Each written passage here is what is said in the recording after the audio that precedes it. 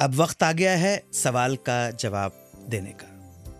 बीकानेर के गिरधर जी ने पूछा है कि ये जो नया ट्रेंड चल पड़ा है पुरानी फिल्मों के रीमिक्स का, एक आध एक्सेप्शन छोड़ दें जैसे अंगूर, तो क्या वजह है कि ये रीमेक्स ओरिजिनल फिल्म्स के मुकाबले कमतर ही होते हैं और वो उतना असर नहीं छोड़ते जितना ओरिजिनल फिल्म्स छोड़ चुकी होती हैं।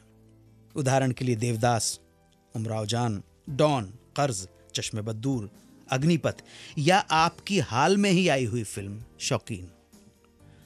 गिरधर जी, सबसे पहली बात तो यह है कि first impression is the last impression. जो पहली कृति आपके सामने आती है उसका एक ऐसा इम्पैक्ट दर्शक के दिमाग में पड़ता है कि वो नई जब सामने कोई कृति आती है जो उसकी रीमेक होती है तो वो उसके साथ ना चाहते हुए भी कंपेयर कर बैठता है और कंपैरिजन में ओरिजिनल जो है बाजी मारती नजर आती है। और फिर दूसरी बात यह है कि जो रीमेक बनाया जाता है उसको डायरेक्टर या प्रोड्यूसर या राइटर मिलके कुछ नया ऐड करने की कोशिश करते हैं। उस नया ऐड करने की कोशिश में देखा यह गया है कि अटरली गड़बड़ और फ्लॉप हो जाते हैं। मुझे जहाँ तक समझ में आया है वो आपके साथ शेयर कर रहा हूँ। और फिर ये भी है कि क्यों बनाते हैं रीमेक, शायद इसलिए कि आइडियाज़ का, ओरिजिनल कॉन्सेप्ट्स का अकाल पड़ जाता है। अकाल पड़ जाता है, अकाल है, इसीलिए आप इतने रीमेक बनाते हैं। बड़े बड़े नामी सो कॉल्ड जो बातें करते हैं, बड़ी सूडो इंटेलेक्चुअल बातें करते हैं जो डायरेक्टर, वो आके रीमेक बनाते हैं और बिल्कुल उनको लज्जा भी नहीं है, कोई शर्म भी नहीं है कि हम रीमेक बना रहे हैं। वो कह रहे हैं नहीं, हम कुछ करना चाहते हैं।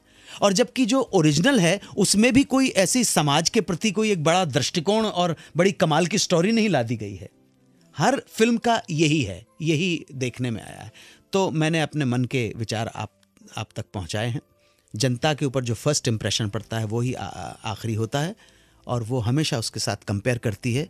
बहुत कम होंगे ऐसे रीमेक जो ओरिजिनल भी अच्छे बने हों और रीमेक भी अच्छे बने हों। और जहां हम ओरिजिनल की बात करते हैं उस ओरिजिनल का भी तो कोई ओरिजिनल होगा। हिंदी फिल्मों की बात कर रहे हैं और ये सच बात है, हिंदी फिल्मों के 95% सब्जेक्ट चोरी का माल होते हैं। आज के लिए सिर्फ इतना ही। बड़े प्रेम और शांति के साथ सुना, आपका अत्यंत आभारी हूं। कल फिर मुलाकात होगी इस प्रोग्राम में जिसका नाम है सुहाना सफर विद अन्नू कपूर, सिर्फ 92.7 बिग एफएम पर। दुआ में याद रखें। नमस्कार, जय हिंद, वंदे मातरम। 92.7 बिग एफएम पर आप सुन रहे हैं रेडियो का number 1 show Suhana suffer with Annu Kapoor.